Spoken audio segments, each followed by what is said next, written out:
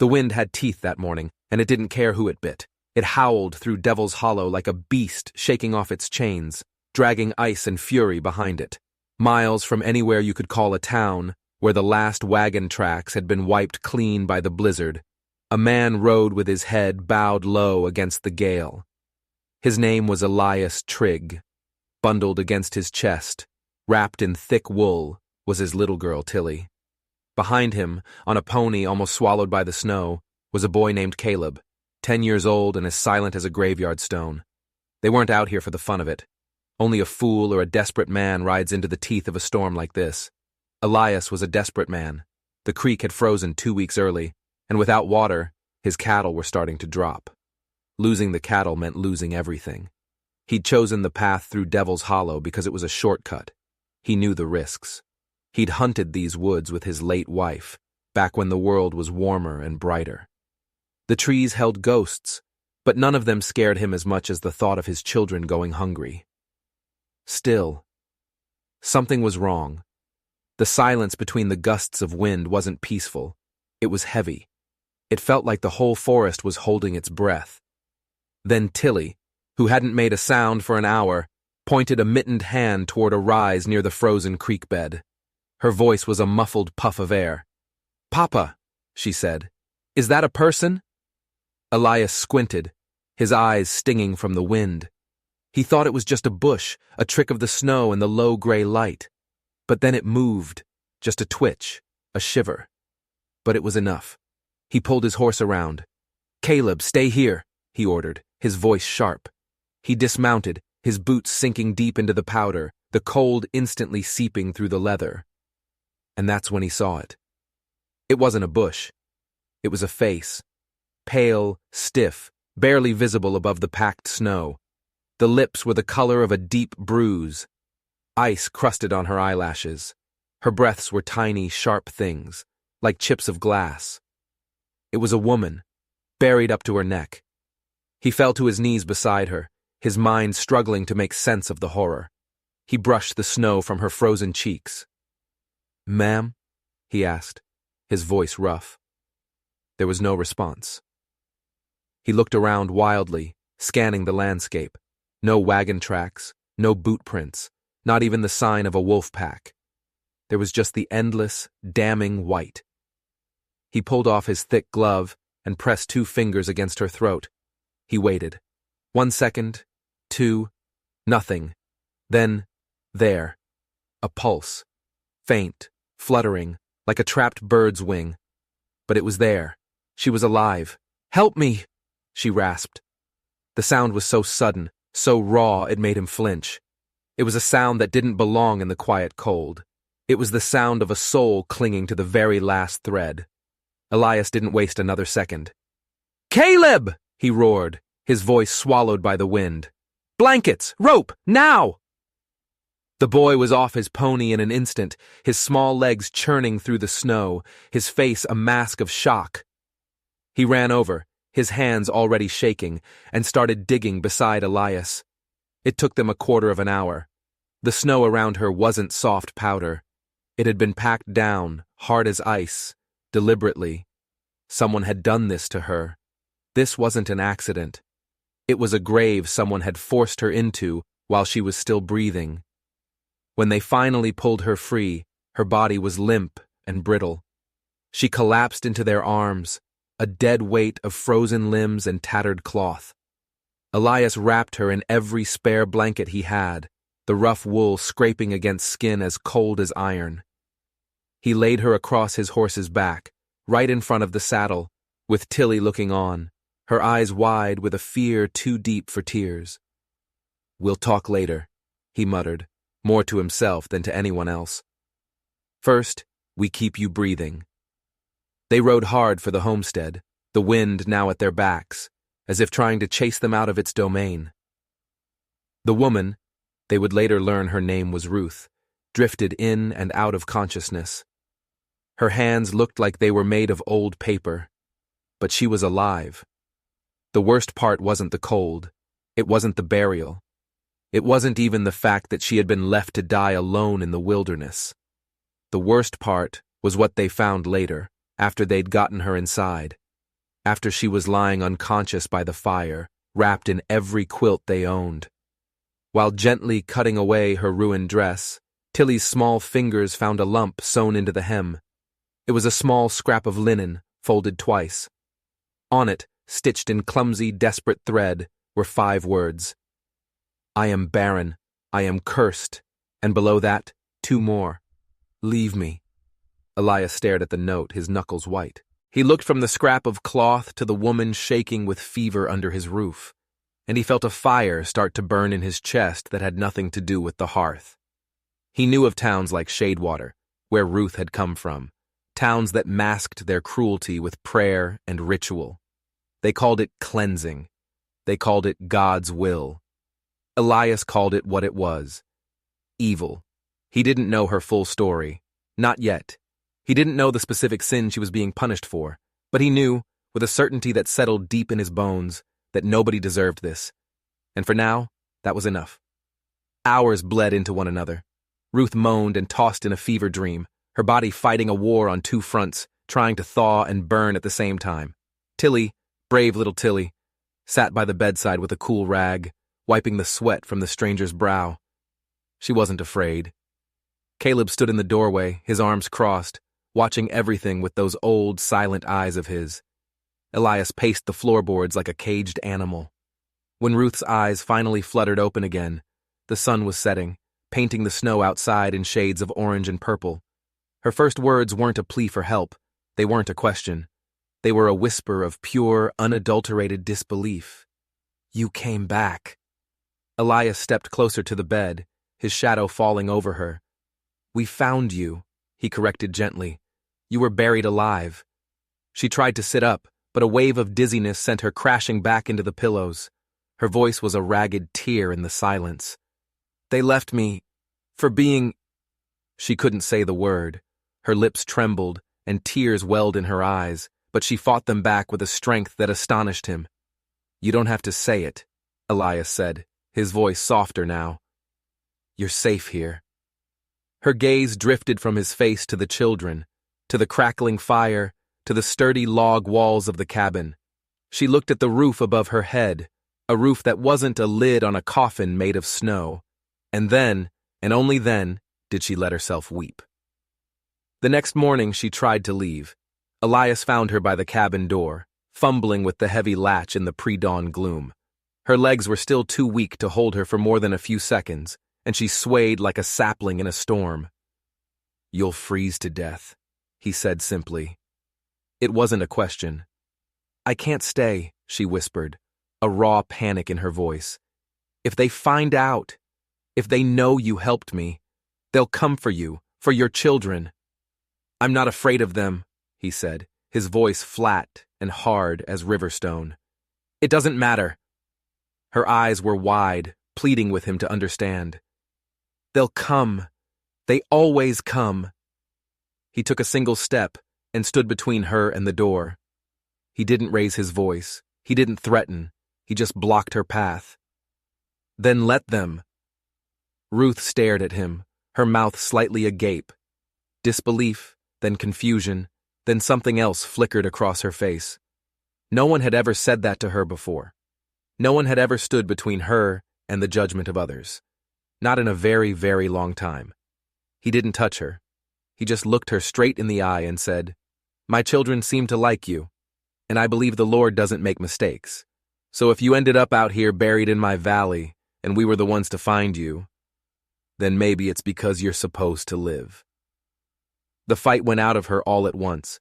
Her knees buckled, the last of her strength gone. Elias caught her before she could hit the floor, his arms strong and steady around her. He carried her back to the fire. Wrapped in quilts, with a steaming mug of broth in her trembling hands, she finally told them her name. Ruth Miles. She had been a teacher once, a wife. Her husband had died 5 winters ago, and when no child came from their union, the whispers began. Then the stares. Then the town meetings, where her fate was decided by men who spoke of purity while their hearts were black with hate. She'd tried to run once before. They'd dragged her back. This time, they hadn't given her the chance. They took her out to Devil's Hollow, and passed their sentence. Elias listened to it all without saying a word. He just nodded, refilled her mug, and let her talk until her voice gave out.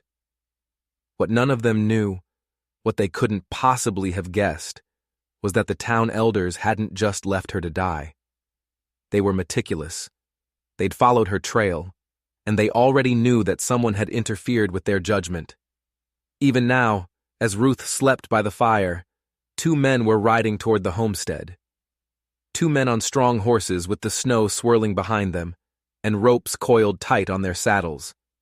Their names were Judge Arland Graves and Jacob Stan, and they were coming to collect what they believed was theirs. The dog started barking long before the sound of hooves reached the gate. Elias was outside, his axe biting into a log for kindling, when he heard it. 3 short, sharp barks, not the lazy warning they gave for a passing coyote. This was different. This was the sound for men. Caleb appeared in the cabin doorway a second later, his coat only half buttoned. "Riders," he said, his voice low, pointing down the sloping path that led to their homestead. Elias squinted. Through the swirling snow, he could see them. 2 dark shapes moving slow and steady, making no effort to hide their approach. That told him everything he needed to know. "Inside," Elias said, his voice a low command. "Now." Caleb didn't argue. He disappeared back into the warmth of the cabin. Inside, Ruth was awake. She was still pale, but a flicker of strength had returned to her eyes. She was sitting up, clutching a quilt, her gaze locked on the small window. "They're here, aren't they?" she whispered. The words were heavy, with a dread that was ancient and familiar to her.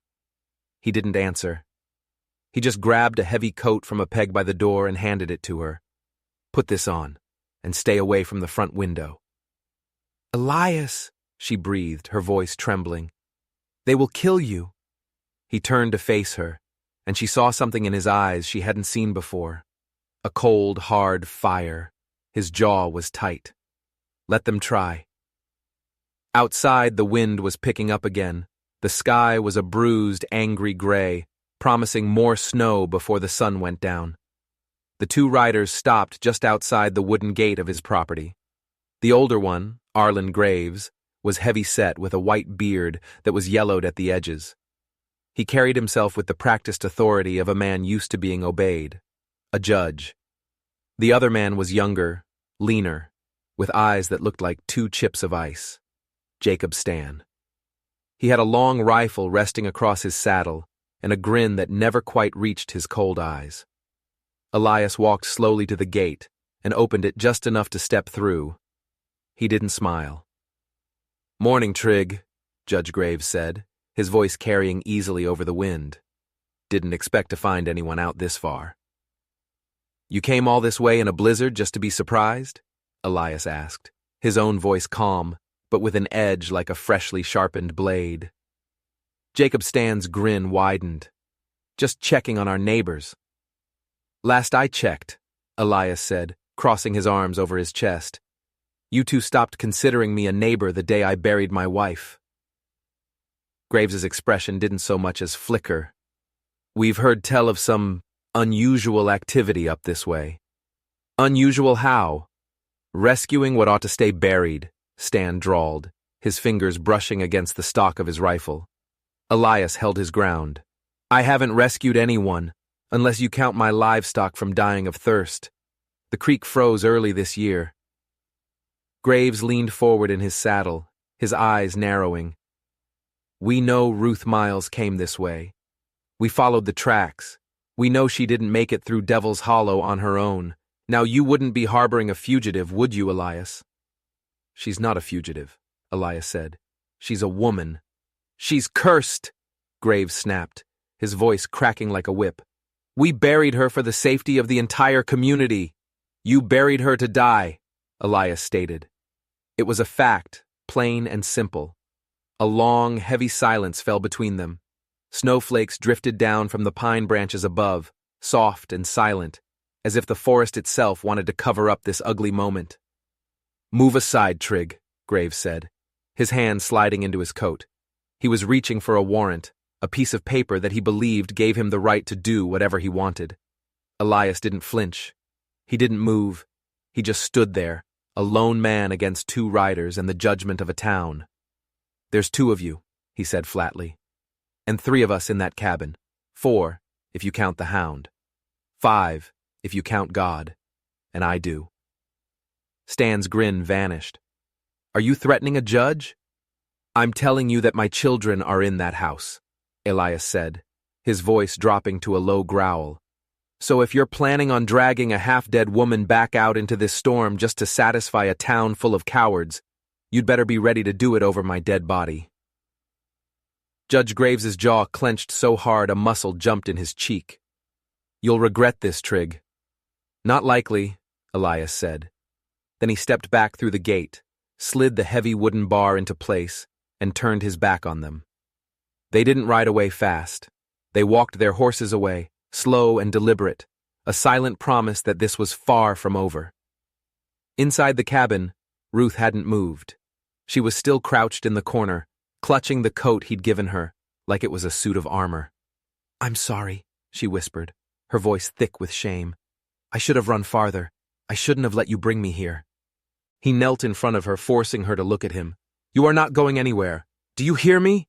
"I'm not worth this," she sobbed. "You are," he cut in, his voice fierce. "You are worth it because my daughter sat by your bed for 3 nights straight, praying for you to wake up.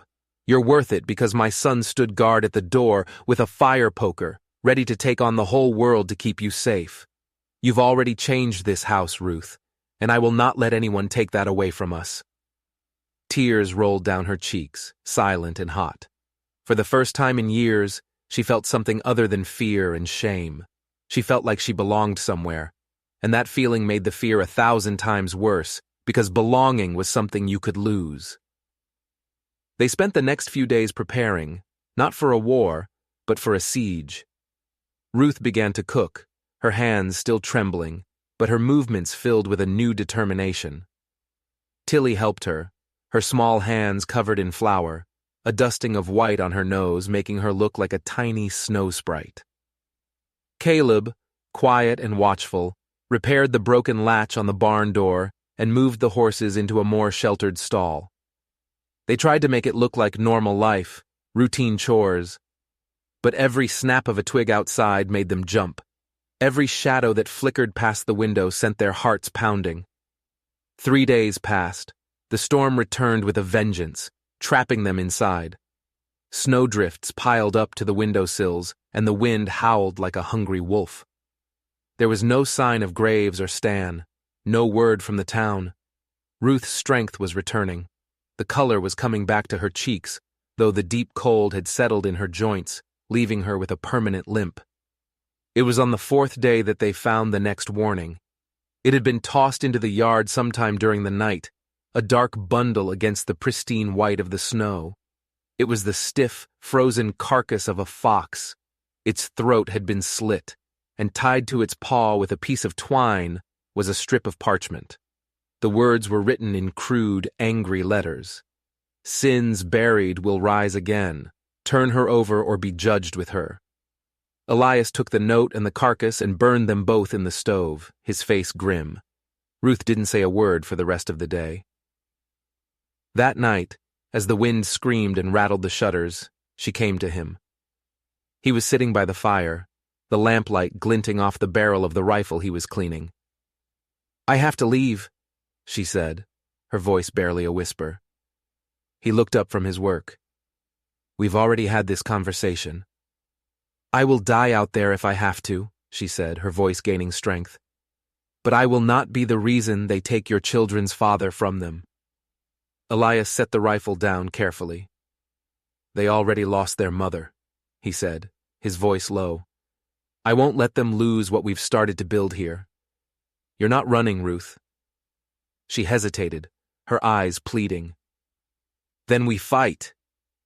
"We endure," he corrected her. "That's different." But Ruth was already thinking differently. Her mind was a map of the wilderness, calculating paths through the woods, escape routes that would risk no one but herself. She didn't sleep a wink that night. When Elias rose at dawn to check on the animals, she was gone. A line of footprints led away from the cabin, heading northeast, toward the old, treacherous trail beyond Pine Hollow. He didn't hesitate. He saddled his horse, told Caleb to keep the fire stoked and the door barred, and rode out after her with nothing but his coat and a silent prayer. The snow was falling again, a light but steady curtain that would erase her trail within the hour. He found her collapsed near the edge of a frozen stream. Her hands were scraped raw from a fall, and her breath was coming in shallow, painful gasps. She was already freezing. "I told you not to come," she whispered, as he lifted her into his arms. "And I told you not to leave," he answered, his voice rough with a mixture of anger and relief. He set her in the saddle in front of him. "Next time, you'd better listen." She didn't fight him this time. She just leaned her head against his chest, her body limp, and closed her eyes. But as they rode back into the clearing where the cabin stood, a new cold dread washed over Elias. The cabin door was swinging open on its hinges, and Caleb was nowhere to be seen. Elias was off the horse before it even stopped moving, his heart hammering against his ribs. "Tilly!" he yelled. "Caleb!" From the woods behind the barn came a cry. It was high and panicked, a child's voice muffled by the trees and the snow. They ran. Elias, with Ruth stumbling behind him, plunged into the trees, past the back fence, and down into the gully. And there he was, Caleb, tied to a pine tree, a dirty rag stuffed in his mouth as a gag. He was alive, but his eyes were wide with a terror that would haunt Elias for the rest of his days. The ropes had cut deep into his wrists. On the ground beside him, someone had hammered a roughly carved wooden cross into the frozen dirt. It was a message, a promise. Graves and Stan had been here. They hadn't taken the boy, not this time. They had left him as a warning. Elias cut his son free, his knife shaking. He pulled the boy into his arms, wrapping him in a fierce hug, feeling the shivers that racked his small body. "They said they'd be back," Caleb whispered, his voice hoarse. "They said if she wasn't gone by sundown, they'd burn the house down, with all of us inside." Elias carried his son back to the cabin, his jaw clenched so hard it ached. This wasn't about judgment anymore. This wasn't about a town's fear. This was war. By dusk, the snow was falling so thick you couldn't see the tree line. It swallowed footprints within minutes, draping a blanket of pale, silent stillness over the entire valley. But inside the cabin, there was no quiet. There was a tension so thick, it felt like you could taste it. It curled in the corners of the small room and crackled in the fire that Elias kept roaring, as if the flames alone could hold back the coming darkness. Ruth sat by the hearth, brushing Tilly's hair with slow, deliberate strokes. Her hands wouldn't stop shaking. Not since they'd brought Caleb back inside. The boy was asleep now, buried under a mountain of quilts, his small hands wrapped in bandages where the ropes had bitten into his skin. Each red welt on his son's wrists was like a hot coal pressed against Elias's heart. "I should have stayed gone," Ruth whispered, her voice barely audible over the wind. "This is all my fault." "You think they wouldn't have come anyway?" Elias was at the back door, checking the wooden bar for the third time in an hour. Men like that are always coming. They just needed an excuse. "But I gave it to them." He turned from the door, his eyes hard, his voice low and dangerous. "You didn't ask to be buried alive. You didn't ask to be hunted like an animal. You survived. That is not a sin, Ruth." She looked away, her hand finding Tilly's, her fingers stroking the girl's fine brown hair. Tilly hadn't asked any questions. She just stayed close to Ruth, as if some deep, childish instinct knew that the storm outside was nothing compared to the one that was about to break over their heads. The sun finally bled out behind the western ridge. Elias had made his decision. They weren't going to wait to be slaughtered. A fire, fed by a strong wind, would turn their home into a funeral pyre in minutes. Graves and Stan weren't bluffing. They were men who kept their promises, and they had promised ashes. "We're going," Elias announced, strapping his rifle to his back. He laid out 3 small packs on the table. "We take the north route, through the pass." You said it was snowed in, Ruth said, her eyes wide. It is, he admitted. But we're not waiting here to be burned alive. They moved quickly. Ruth gathered dried meat, blankets, anything they could carry. Caleb, awake now, pulled on his coat without a word and helped his sister dress in layers. They were a silent, efficient team, driven by a shared, unspoken terror. But when Elias unbarred the front door, it was already too late. Through the swirling snow, they saw it. A flicker of light among the trees. Then another. Lanterns. Moving slowly, methodically, closing in on the cabin from all sides. Ruth clutched Tilly's hand, her knuckles white. There's still time, Elias hissed. If we ride hard. They slipped out the back and ran for the barn, but when they threw open the heavy doors, their hearts sank. The stalls were empty. The horses were gone. The back gate of the corral was kicked open, its latch splintered into pieces. They came while we were inside, Elias muttered, his voice grim. They didn't need to knock. What do we do? Ruth asked, her voice cracking, on the edge of breaking. Elias looked at her. He looked at the two small children huddled behind her. His face was a mask of stone. We run! They plunged into the woods behind the barn, on foot, into snow that came up to their knees. Elias broke the trail, Ruth followed with Tilly, and Caleb, silent and steady, brought up the rear. Every step was an agony. The crunch of their boots sounded like cannon shots in the still air. Every snap of a frozen branch felt like a betrayal. Behind them, the bobbing lights of the lanterns grew closer. Then, a sound split the night. Crack. A gunshot. Elias grabbed Ruth and threw her down behind a snowdrift. Caleb reacted instantly, diving into the snow with Tilly in his arms, shielding her small body with his own. The bullet whistled past where their heads had been just a second before. Keep moving! Elias shouted, his voice raw. But Ruth wasn't looking behind them anymore. She was staring ahead at the dark shape of the ridge that loomed over the valley. There, she said, her voice breathless. There's an old cave, near the rock slide. We used to hide there as children. Are you sure it's still there? Elias yelled over the wind. There's only one way to find out. They pushed on, scrambling through the deep snow. Another shot rang out. This one slammed into a tree right beside Caleb's head, showering him with splinters of bark. The boy didn't cry out. He just gritted his teeth and kept moving. They reached the cave just as the last of the daylight died. It wasn't much more than a hollow in the rock, its entrance half hidden by snow and fallen branches. But it was shelter. It was concealment. They collapsed inside, their lungs burning, their breath coming in ragged, painful gasps. Elias crawled to the entrance and peered out. The lanterns were still moving, but they had fanned out, searching. They hadn't seen where the family had vanished. Not yet. Ruth wrapped the children in a blanket and crouched beside Elias. They'll find us, she said. It wasn't a question. Maybe, he whispered back, but they'll have to search every rock and every shadow to do it. They will.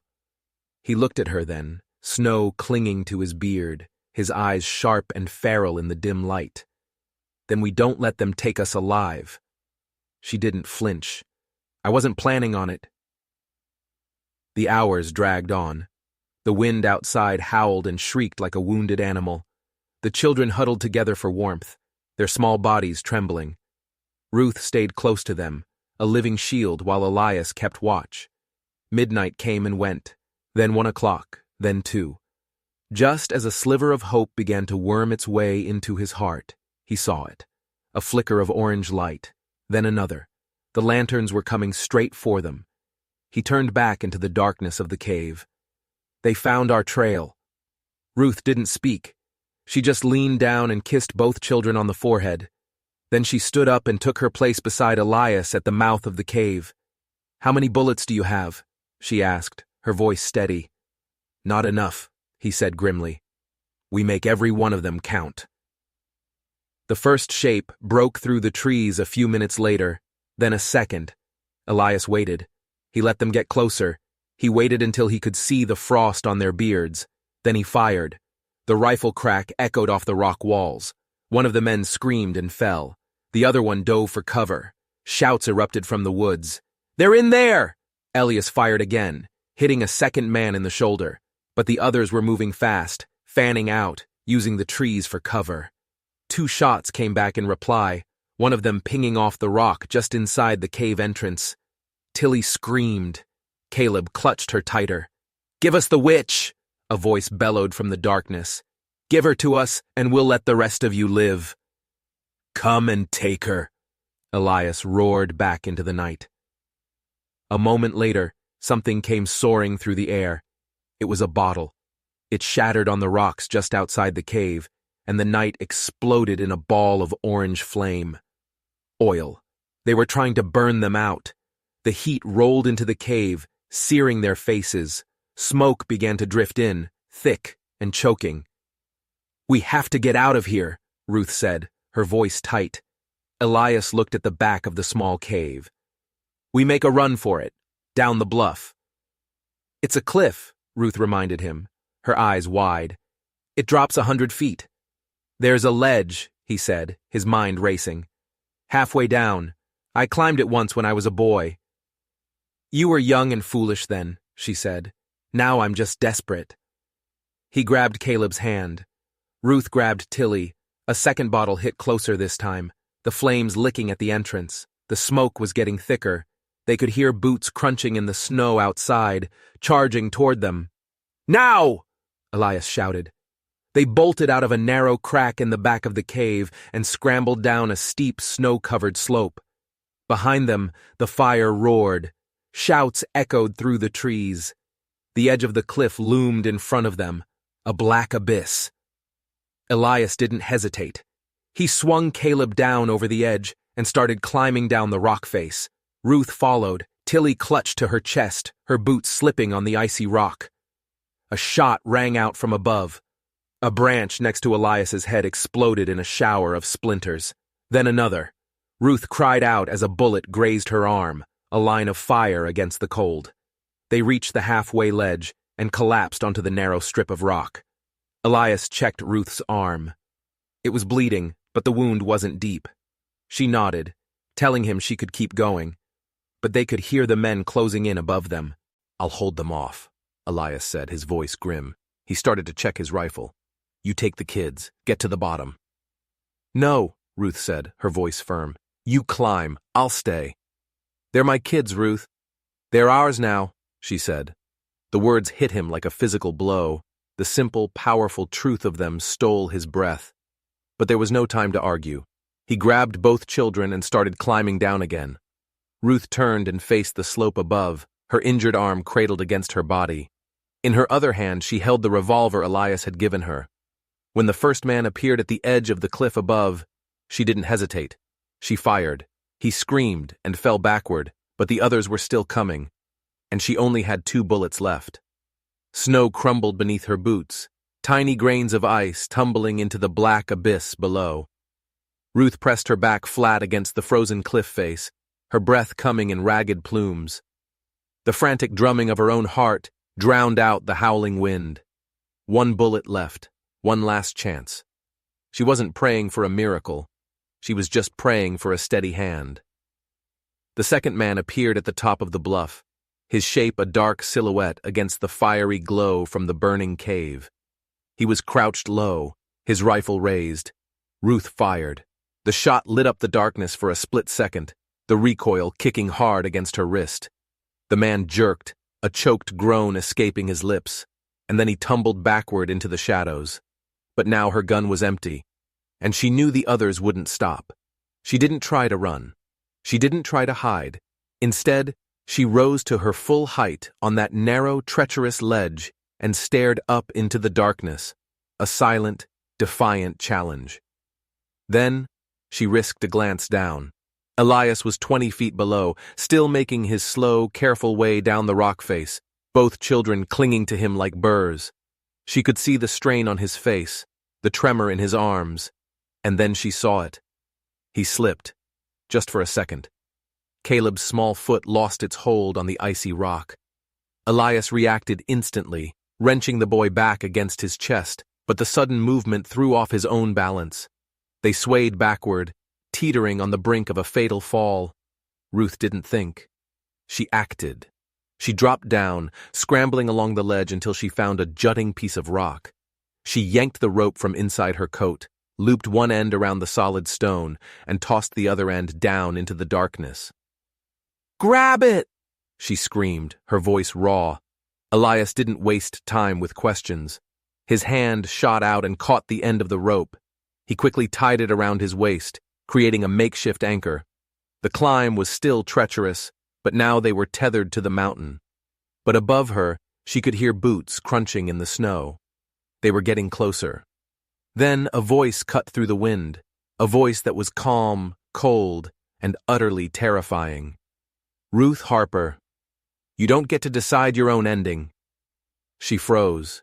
It was Judge Graves.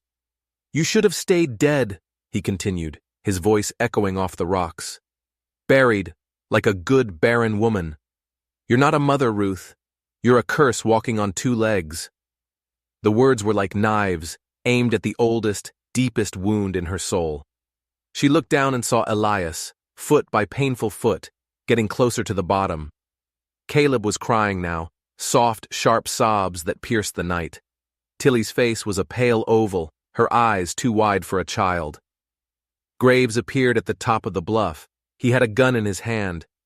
He was alone, but she knew his men would be spreading out, trying to cut off any possible escape route at the bottom. Ruth stood up straight and tall on that ledge. "You have no right to hunt us," she called out, her voice as hard and cold as the rock she was standing on. Graves actually laughed, a harsh, ugly sound. "No right? You're a walking judgment, woman. You think clutching those children makes you something you're not?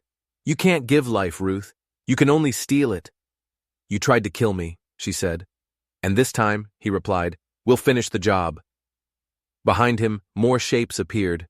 2, 3 more men. Lanterns glowed. Rifles gleamed in the firelight. "Run again, Ruth," Graves taunted. "And we'll shoot the children first." Ruth didn't even blink. "You won't get the chance."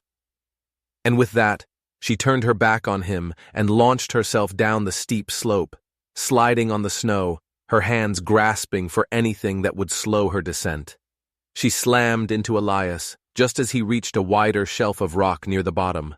They collapsed in a tangled heap of limbs and stunned breath. "Are you insane?" he rasped, struggling to get up. She was already untying the rope from his waist. She glanced back up the cliff. "They're coming down," she said. "We can't stay here." They ran. It wasn't graceful. They stumbled and slid down the rest of the trail until it flattened out into a frozen creek bed. The ice groaned and cracked under their weight. Elias had to lift Tilly over patches that looked dangerously thin. Graves's men were still behind them, their shouts echoing from the cliffs above. But in the darkness and the deep snow, the hunt was slow and dangerous for them too. Ruth knew this land. Elias knew this snow. That was the only edge they had. Not weapons, not numbers, just knowledge born of hardship. By dawn, they had covered miles. But they weren't safe, not even close. They found a hollow between 2 snow-covered hills, sheltered from the wind by a thick stand of pine trees. Elias managed to start a small, nearly smokeless fire, just enough to warm the children's frozen hands. Ruth wrapped them in the last dry blanket they had, and they shared the last of their food. Scraps of salted meat and bread that was as hard as a rock. "I can't go on," Caleb mumbled, his head drooping. "We're almost there," Ruth told him gently, brushing the matted hair from his forehead. "There's a place I know. North Valley. An old fur trapper's cabin. It's been empty for years. They won't think to look for us there." Elias raised an eyebrow. "That's another 20 miles, Ruth." "We can do it." He didn't argue, but she saw the doubt in his eyes. It wasn't doubt in her. It was doubt in himself. His leg, which he'd twisted during the climb, was getting worse. She saw him trying to hide the limp, the way he winced when he thought no one was looking. "We rest for a few hours," she said, her voice firm. She put a hand on his arm. "Then we move again." He just nodded.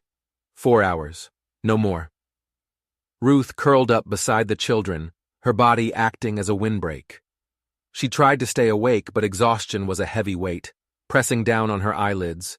She drifted into a shallow, fitful sleep, filled with half-memories.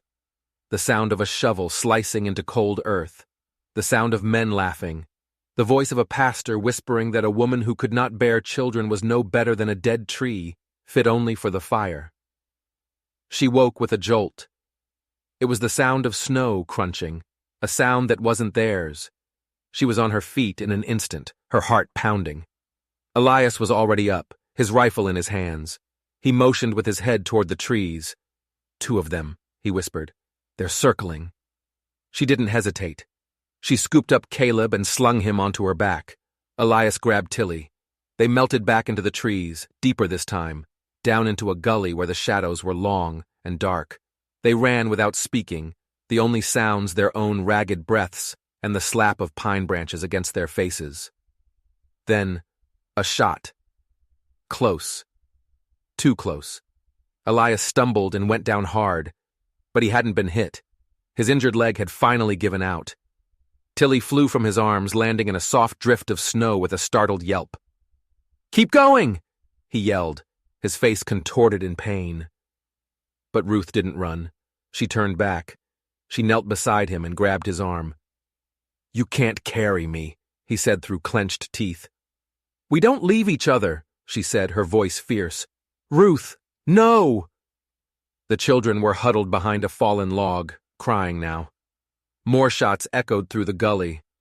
Bark exploded from a tree near her head. She turned and fired back with Elias's revolver. She missed, but it bought them a few precious seconds. She heard one of the men howl in frustration. Another bullet whizzed past her ear. She slung Elias's arm over her shoulder, staggering under his weight, and dragged him toward the log. She pushed the children ahead of her, down into a narrow crevice that was almost completely hidden by snow and tangled roots. "Hide," she whispered, "and do not make a sound, no matter what you hear." Then she turned back to face the woods. Her gun was empty. She stood tall, her empty hands at her sides. From between the trees, Judge Graves emerged. He was alone now. He looked tired, and there was blood on his jacket, but he was smiling. "You keep running," he said, his voice laced with amusement. "But you always leave tracks." "I'm not afraid of you," Ruth said. "You should be." He lifted his rifle, but Ruth didn't flinch, because she heard it first. A shot rang out, but it wasn't from his gun. Graves staggered, a look of pure shock on his face. He looked down at the red hole blooming in the center of his chest. Then he collapsed into the snow. Behind him, leaning against a tree, was Elias. He was clutching the rifle he must have been hiding under his coat. "Thought you might need a hand," he said, his voice strained. Ruth ran to him, catching him just as he started to fall.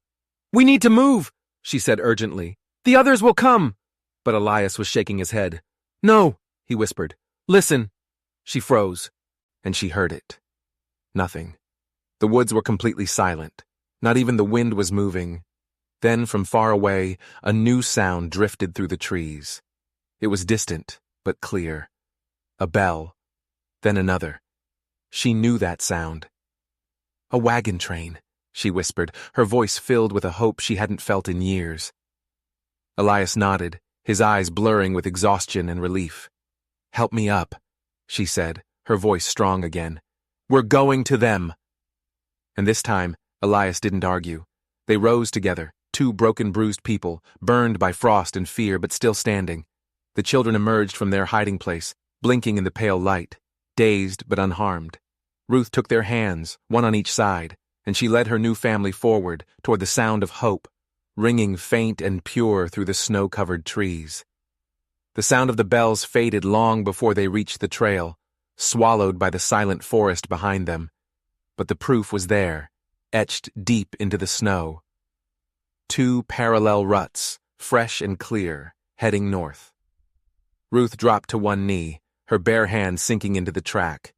The ground beneath the surface was still soft. They weren't far ahead, maybe an hour. A wave of dizziness washed over her, a combination of exhaustion, hunger, and overwhelming relief. They weren't safe yet. But Elias was alive. The children were alive. Elias was leaning against a pine tree, his face pale, one hand pressed tight against his wounded thigh. His coat was soaked with a mixture of melted snow and blood. A faint rattle accompanied every breath he took, but he hadn't complained once. Tilly stood beside him, a small, silent statue, her wide eyes darting from her father's face to the empty trail ahead. Caleb was leaning against Ruth, shivering, his small fist clutching a crumpled piece of paper. He hadn't let go of it since Elias had found him, not during the chase, not during the firefight, not for a single second. Ruth could see a few desperate words scrawled through the creased paper. "Please don't sell me." The words twisted something in her gut. No child should ever have to know a fear like that. She realized then that Caleb wasn't just another mouth to feed that Elias had taken on. He was another soul running from a different kind of monster. He and Ruth, they were the same. "We have to keep moving," she said, her voice urgent. "They'll find Graves's body. They'll know we're still ahead of them." Elias looked at the children. Their faces were pinched with cold and fatigue. They couldn't run anymore. The wagon train was their only hope, but it was moving faster than they could. "I'll go," Ruth said suddenly. "Alone. I'm faster. I can catch them. I'll bring back help." "You don't even know if they'll stop for you," Elias argued, his voice weak. "They'll stop," she said, with a confidence she didn't feel. "When I tell them what's chasing us, when I show them this," she gestured to Caleb, "they'll have to help." He hesitated, the doubt clear on his face. "And if they don't," she added, her voice fierce, "then I'll come back, and we'll fight them again. But I am not leaving you here to die in the snow." She crouched in front of Caleb. "I need you to be brave for me," she said softly. "You stay here with Mr. Elias and Tilly. You keep her warm. Can you do that?" The boy nodded solemnly. Then his small, chapped hand reached out and offered her the crumpled letter. "For them," he whispered, "so they believe you." Her heart felt like it was cracking in two. She took the letter, her fingers brushing his, and tucked it safely inside her coat. "I'll be back before sunset," she promised. "I swear it." And then she ran. She ran with burning lungs and aching legs, her feet stumbling in the deep snow. The world became a blur of white snow and black trees. She followed the wagon ruts as they veered east, up into the foothills. She fell. She got up. She kept running. The sun was beginning to dip below the horizon when she finally heard it. The groan of a wagon wheel, the jingle of harnesses, a man's voice shouting, "Whoa there!" She scrambled up a snowdrift and practically fell onto the trail. There, stretched out before her, was a line of 6 covered wagons. A tall man with a thick gray beard and a fur-lined coat turned sharply as she emerged from the trees, his hand immediately going to the rifle slung over his shoulder. "Wait!" she cried, holding up her empty hands. "Please, I have children, 2 of them, and a wounded man. We're being hunted. Please, we need help." Another person, a woman with sharp, assessing eyes, stepped down from the lead wagon. "Where are they?" she asked, her voice wary.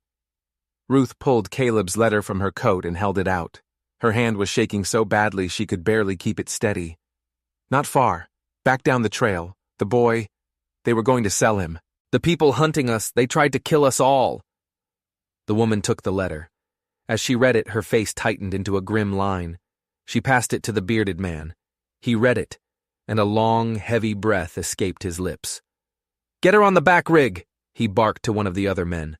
"You two, grab your rifles and follow her trail. Bring the others back here. Move!"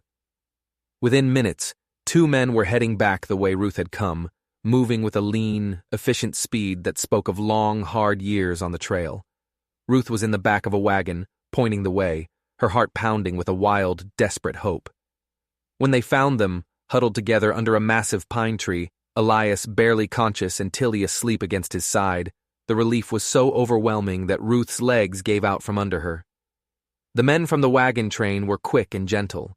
They hoisted Elias onto a makeshift sled, wrapped the children in thick wool blankets, and had them all moving back toward the convoy before the shadows in the valley grew too long.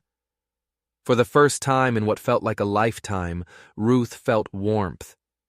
It wasn't just the small stove burning in the supply wagon. It was the hands that reached out to help her up.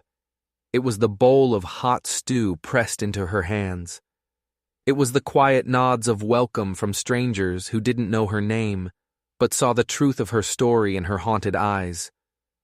But the knot of fear in her stomach didn't completely disappear. They weren't safe yet. That night, she sat beside Elias as he lay on a cot in the supply wagon. The wound in his leg had been cleaned and bandaged, but he had lost a lot of blood. "The way you run toward gunfire," he managed, a faint ghost of a smile on his lips. A man could get used to that. He paused, his eyes closing for a moment. "Thank you, Ruth," he whispered, "for not leaving us." "I couldn't," she said softly. He opened his eyes again. "You could have," he said. "You could have saved yourself." She didn't answer.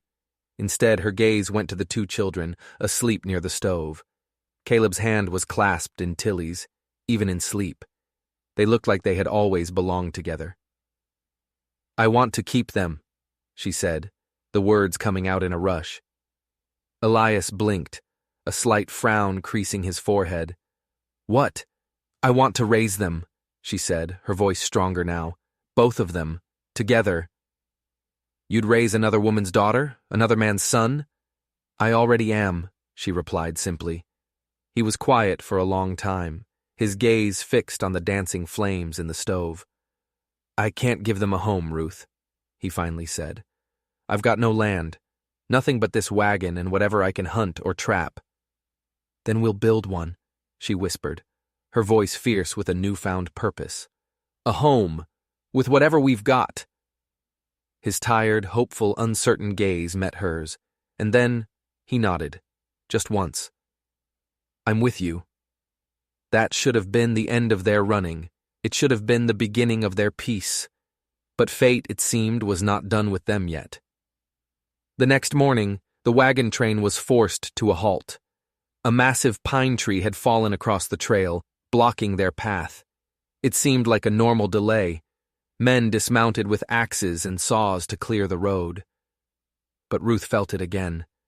That same heavy, unnatural silence she had felt in Devil's Hollow. The birds had stopped singing.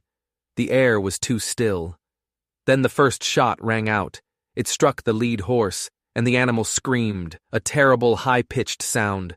Then all hell broke loose. More shots tore through the trees. Men shouted, women screamed. Panic erupted like wildfire. Ruth grabbed Caleb and yanked him down to the floor of the wagon, throwing her body over his. Elias, moving with a speed she wouldn't have thought possible, grabbed Tilly and dove for cover beneath their rig. From the tree line, riders burst forth. They were masked, their rifles blazing, their horses kicking up plumes of snow. The men of the wagon train returned fire, but they were caught by surprise. They were outnumbered.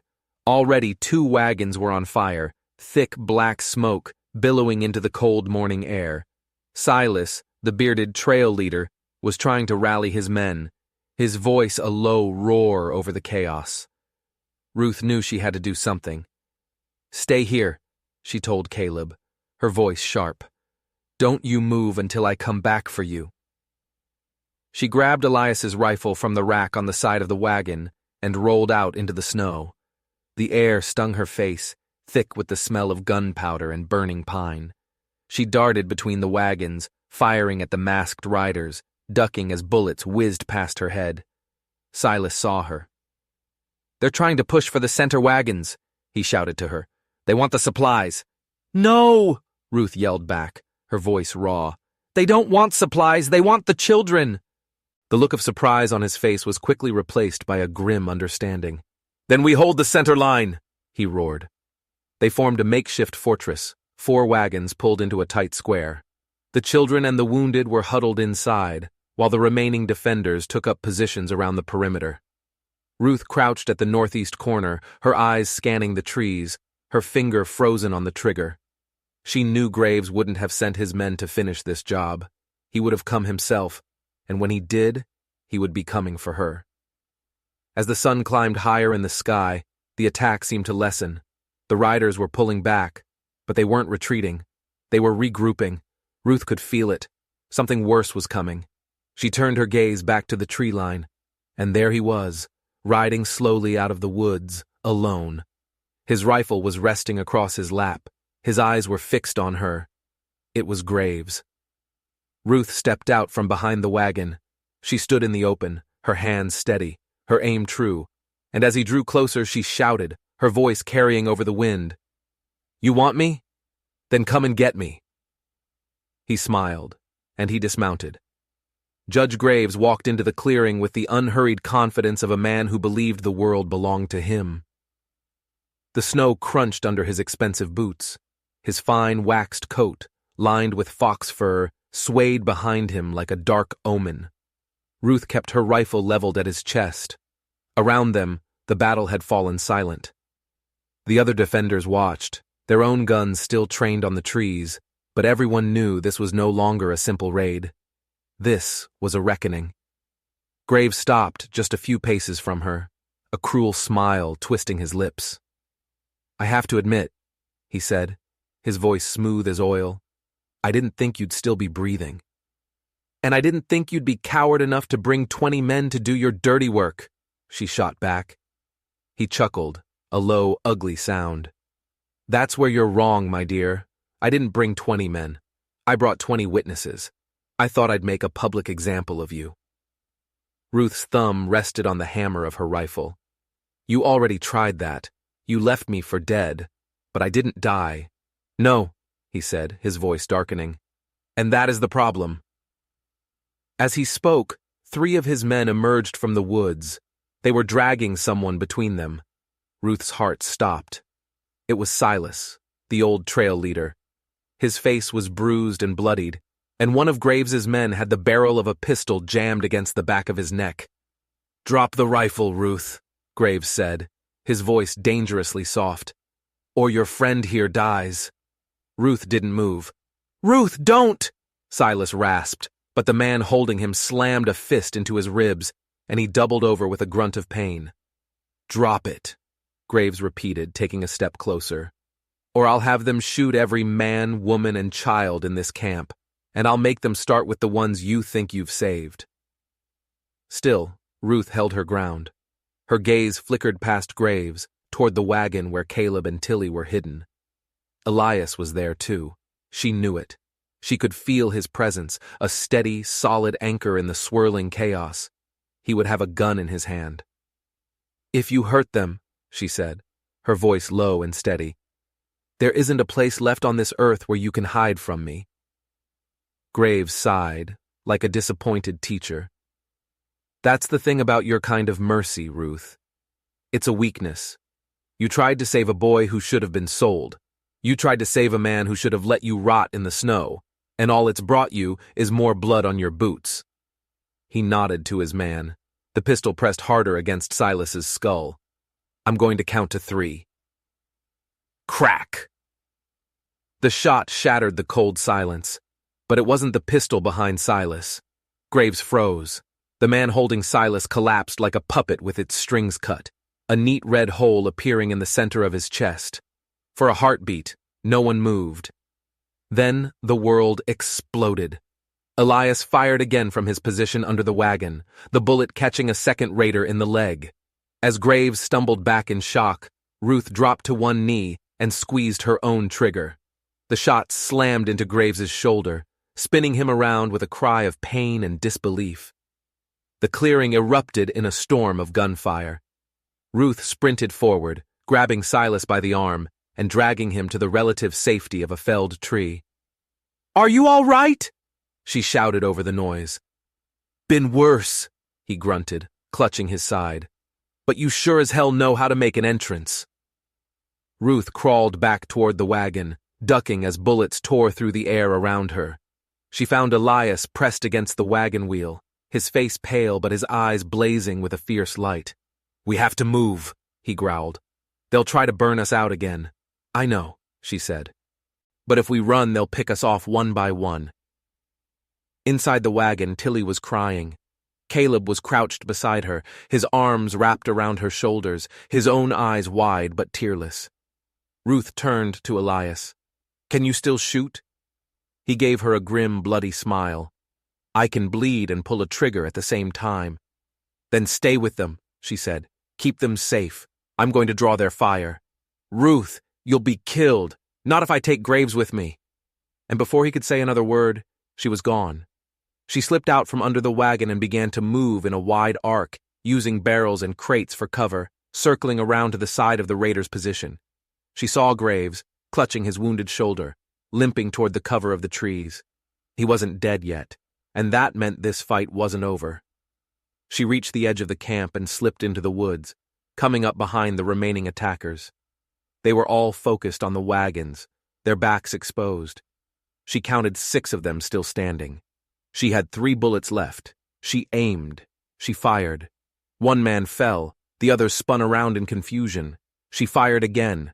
A second man clutched his throat and dropped to his knees. Chaos erupted as they realized they were being flanked.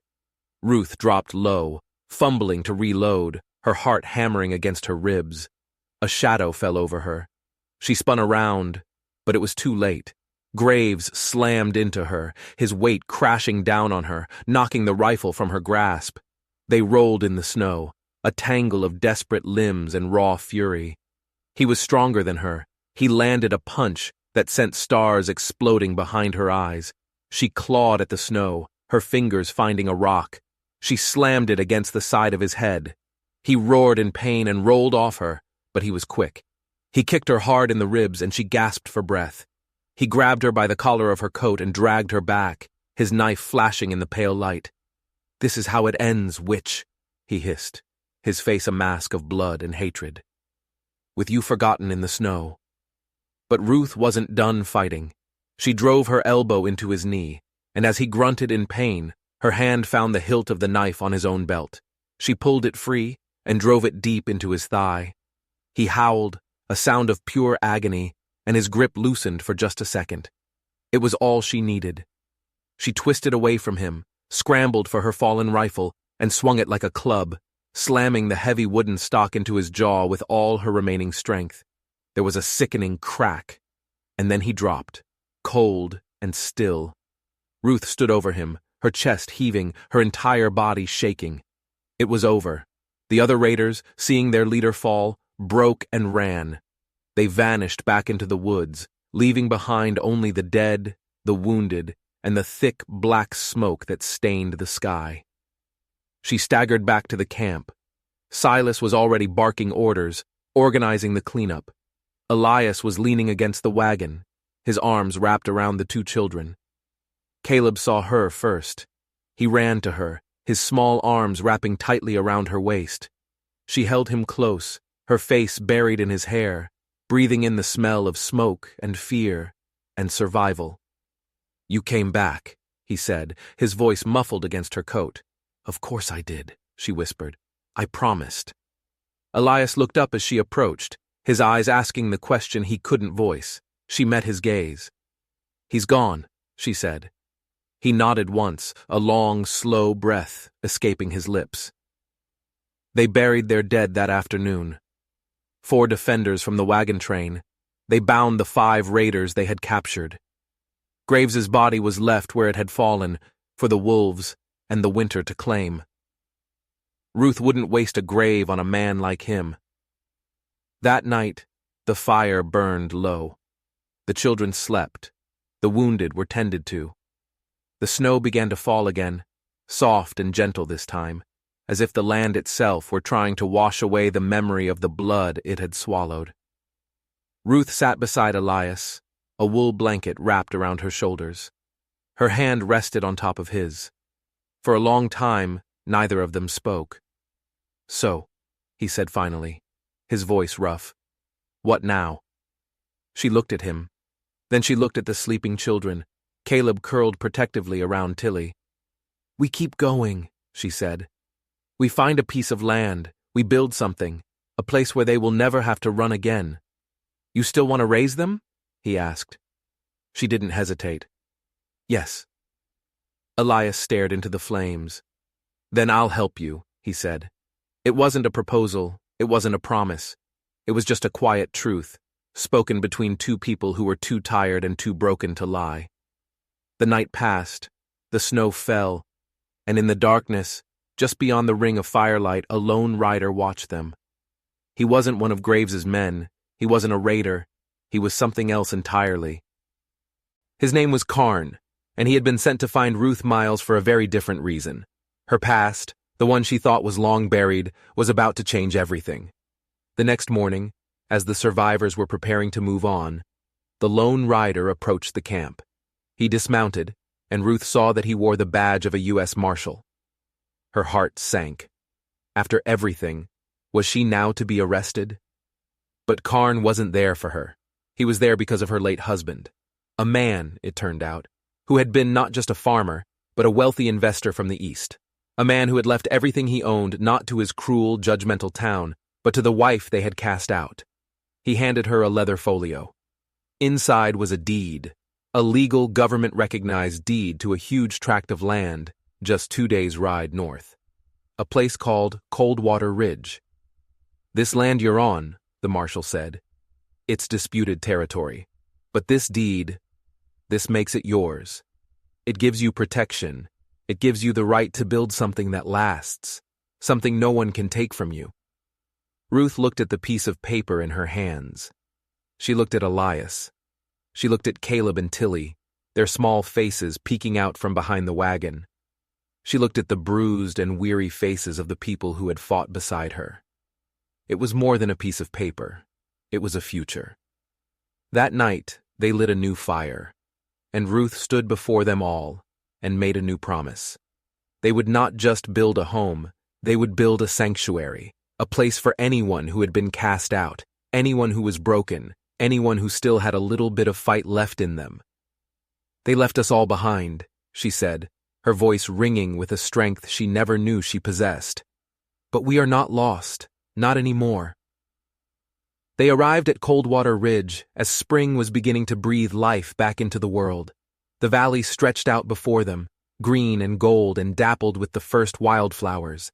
They built cabins, they built fences. Elias, his arm still healing, built a one-room schoolhouse. And Ruth built a community. She took in the widows, the orphans, the wounded souls who drifted in from the harsh wilderness, looking for a safe place to land. She gave them more than shelter. She gave them a new name. "We are not survivors," she told them one evening, years later, as they sat around a crackling bonfire, the laughter of children echoing through the valley. "We are founders." Every spring, Ruth would walk to the edge of their land and look out at the northern ridge, where the wind still whispered through the trees. She never forgot what had been done to her. She never forgot the cold, or the darkness, or the grave she had been forced to dig with her own fear. But she never let it define her. She was more than what had been taken from her. She was what she had chosen to build. If you were moved by Ruth's story of survival and justice, make sure you hit that subscribe button and ring the bell, because you won't want to miss the next story we uncover.